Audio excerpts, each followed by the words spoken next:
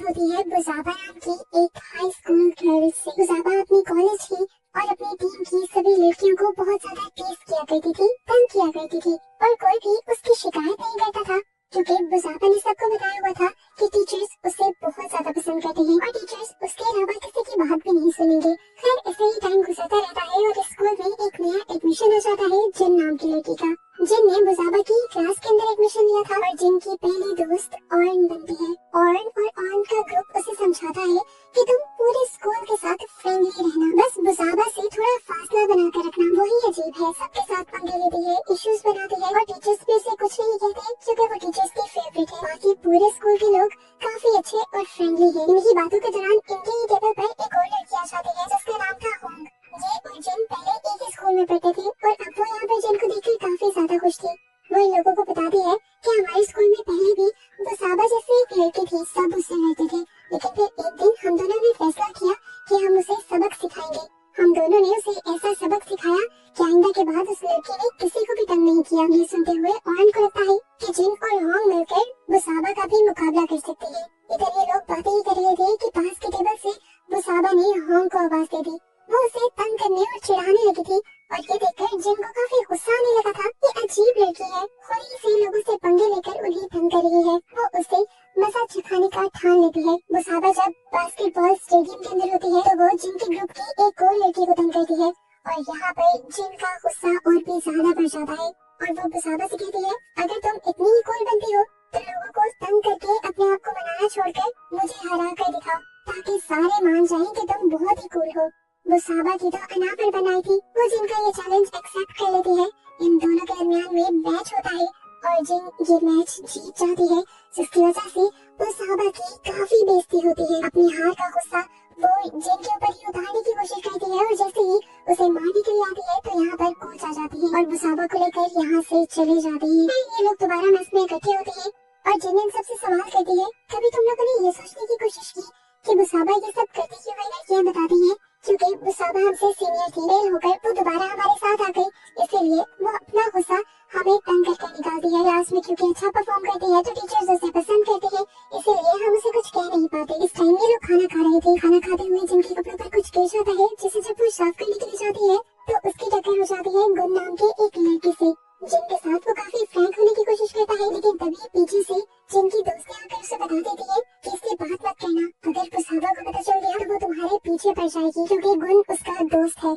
जिन तो अपनी फ्रेंड की बात मान लेती है, लेकिन कुछ दिन बाद गुन खुद ही जिन से कांटेक्ट करता है क्योंकि उसे जिन अच्छी लगने लगी थी। जिन भी उससे बातें करने लग जाते हैं और ऐसे उनके दरमियान में दोस्ती हो जाती है। दिन ऐसे ही गुजरते रहते हैं और एक दिन स्कूल में एक बहुत बड़ा चेंज आ जाता है। बुज़ाबा जिन को बुलाकर कहती है, आज से हम दोनों नहीं लड़ेंगे, मैं अपने काम से काम रखूंगी, तुम्हारी दोस्तों को तंग नहीं करूंगी और तुम अपने काम से काम रखोगी, मेरे मामले में टांग नहीं अड़ाओगी। जिन मान जाती है, जिसके बाद बुज़ाबा उसे अपने साथ अकेडमी चलने को कहती है जहाँ पर वो छोटे बच्चों को पढ़ाया करती थी। जिन उससे कहती है, तुम अपने फ्रेंड गुन को ले जाओ ना, और बुज़ाबा कहती है, नहीं उसे नहीं लेकर जाऊंगी, वो आजकल किसी लड़की से बात कर रहा है।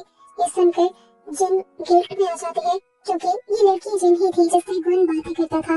इसी गिल्ट में कि वो भी बुज़ाबा को धोखा दे रही है, वो बुज़ाबा के साथ जाने के लिए तैयार हो जाती है, पर पता चलता है कि बुज़ाबा तो बस उसे तंग करने के लिए सब कर रही थी। वो उसे अपने साथ क्लास में ले जाती है और अपने दोस्तों के साथ मिलकर उसका बहुत मजाक उड़ाती है। इस बदतमीजी के लिए जिनको इतना गुस्सा आता है कि वो टीचर्स को बताने का फैसला करती है, पर बुज़ाबा उसे कहती है, जिस मर्जी को बता लो, कोई फर्क नहीं पड़ने वाला। इस टाइम गुन उसे कॉल करके समझाता है कि तुम बुज़ाबा से दूर रहो, सब कुछ ठीक हो जाएगा। लेकिन दूसरी तरफ बुज़ाबा को भी सबूत मिल जाती है कि गुन किसी लड़की से बात कर रहा था।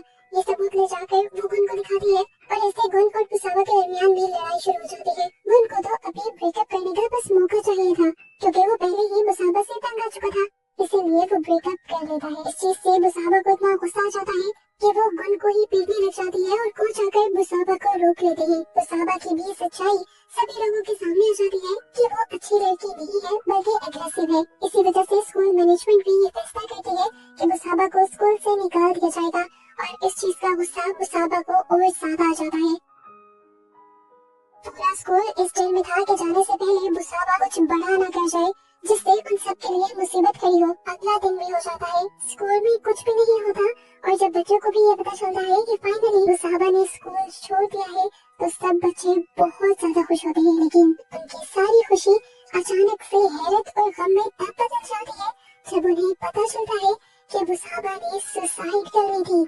सभी लोगों को लगा कि बुसाबा अपनी बेइज्जती बर्दाश्त नहीं कर पाई, इसलिए उसने अपने आप को मार दिया। बुसाबा का फ्यूनरल रखा जाता है और स्कूल के काफी सारे बच्चे और जिनका पूरा ग्रुप भी उसकी फ्यूनरल पर जाता है, जबकि दूसरी तरफ हमें दिखाया जाता है कि दूर कहीं कोई इंसान एक रिचुअल कर रहा था। सीन्स दोबारा बुसाबा के फ्यूनरल का दिखाया जाता है, जहाँ पर एकदम से बुसाबा का कॉफिन खुल जाता है और अंदाजा होता है कि जो भी रिचुअल कर रहा था वो बुसाबा की रूह को जगाने के लिए कर रहा था। खैर, फ्यूनरल में आए सभी लोग इतना ज्यादा डर गए थे कि पूरी रात तो उन्हें नींद भी नहीं आई। ये लोग आज एक ही रूम में सो रही थी। मुश्किल से इन्हें नींद आती है तो एकदम से उनकी एक साथी की आंख खुल जाती है क्योंकि उसे बुसाबा बुला रही थी। एकदम से चेयर भी उसकी तरफ मुड़ती है जैसे उसके ऊपर बुसाबा बैठी हुई हो और वो लड़की चिल्लाने लग जाती है। ये तीनों लड़कियां उसे काम डाउन करती है और दोबारा सुला देती है, ये कहते हुए कि बुसाबा यहाँ नहीं आ सकती, वो मर चुकी है। फिर अगले दिन ये लोग स्कूल में चले जाते हैं और बास्केटबॉल ग्राउंड में जाकर इन्हें पता चलता है कि वहाँ किसी ने बहुत सारा कचरा फैला दिया था। देखने पर पता चला कि ये कचरा काले जादू का सामान था। इस सारे सामान को साफ करने से पहले स्वीपर भी बहुत ज्यादा डर रही थी जो कि काले जादू के इस सामान के जरिए किसी भी सोल को बुलाने का काम किया जाता है। स्वीपर की बात सुनकर ये चारों लड़कियां बहुत ज्यादा डर जाती हैं, लेकिन खैर इन लोगों का प्रैक्टिस का टाइम हो गया था तो ये लोग प्रैक्टिस करना शुरू कर देते हैं। खेलते हुए ही जिनकी एक दोस्त को बुसाबा की सोल दिख जाती है और ये देखकर वो इतना डर जाती है कि यहाँ तक कि बेहोश हो जाती है। होश में आने पर वो यही बात सबको बताती है कि मैंने बुसाबा की सोल को देखा है और अब ये सब समझ जाते हैं कि किसी ने तो वो रिचुअल किया है और इस रिचुअल के जरिए बुसाबा की ही सोल को जिंदा किया गया है, यानी इस दुनिया में लाया गया है। इन सब की बातों के दौरान अचानक से वो स्वीपर पता नहीं कहां से इनके सामने आ जाती है और अजीबोगरीब हरकतें करने लग जाती है, जिससे इन चारों लड़कियों को कंफर्म हो जाता है कि उस लड़की की बॉडी के अंदर जरूर बुसाबा की सोल आ चुकी है। जिसके बाद अब वो स्वीपर इन सब लोगों के सामने आकर कहती है, हाँ मैं हूँ बुसाबा और मैं तुम चारों से अपना बदला लेने के आई हूँ। अब मैं तुम चारों को जिंदा नहीं छोड़ूंगी।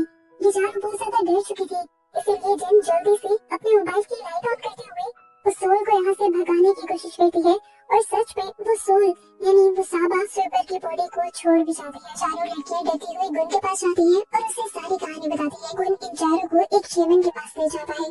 शेमन चेक करके बताते हैं कि तुम लोगों का शक बिल्कुल ठीक है, तुम्हारे आसपास एक सोल मंडला रही है जिसे ब्लैक मैजिक यानी काले जादू के जरिए दुनिया में बुलाया गया है। इस सोल को अपना बदला लेने के मकसद से बुलाया गया है और अगर 3 दिन के अंदर अंदर उसे वापस ना भेजा गया तो वो यहाँ पर तबाही फैला देगी और उस इंसान को मार डालेगी जिसने उसके साथ कुछ बुरा किया था। ये लड़की पूछती है कि उस सोल को वापस भगाने का तरीका क्या है।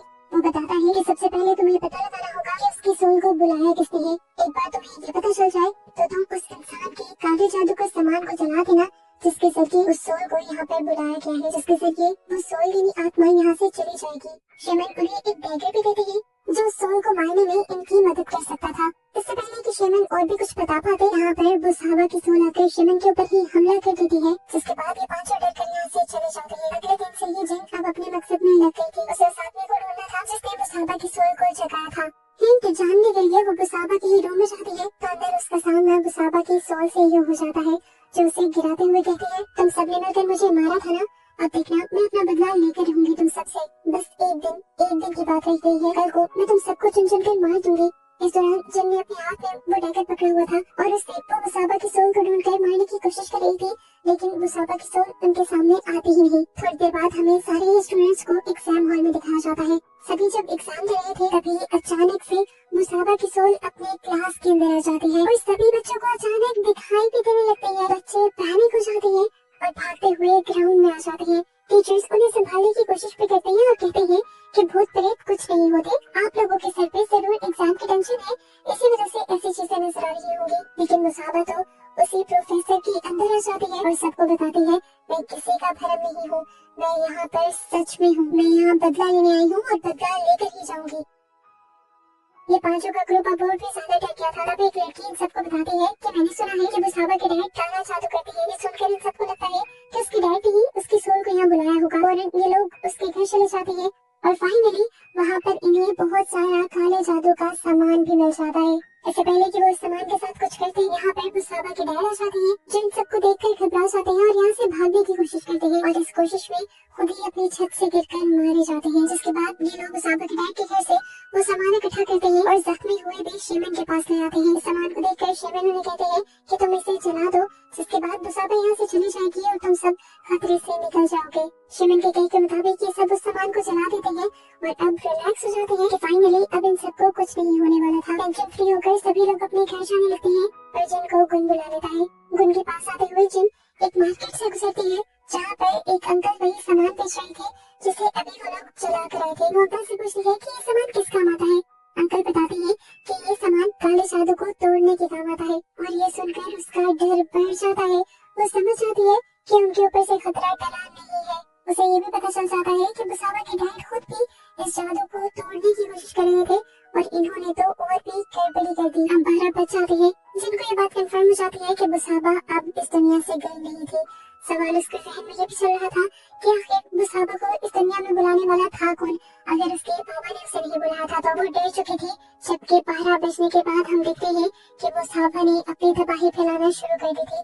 उसने सबसे पहले उस शेमन को तड़पा कर मारा जिसको वो पहले बुरी तरह जख्मी कर चुकी थी। जिसके बाद बुसाबा जाती है अपनी दूसरे दोस्त के पास और उसको भी तड़पा कर मार देती है और अगला शिकार बुसाबा बनाती है अब गुन को अपनी गाड़ी में अपने पीछे कोई महसूस होता है, लेकिन वो समझ नहीं पाता कि ये कौन था। डरते हुए वो यहाँ से बाहर निकलने की कोशिश करता है और जिन भी गाड़ी खोलने की बहुत कोशिश करती है पर जिन गुन को गाड़ी से बाहर निकालने में कामयाब नहीं होती। बुसाबा अपने आप को गुन को रिवील कर देती है और गुन डर जाता है, अपनी होशो हवास खो बैठता है। बुसाबा उसकी गाड़ी को अपने कंट्रोल में ले लेती है और उसका एक्सीडेंट करके उसे मार देती है।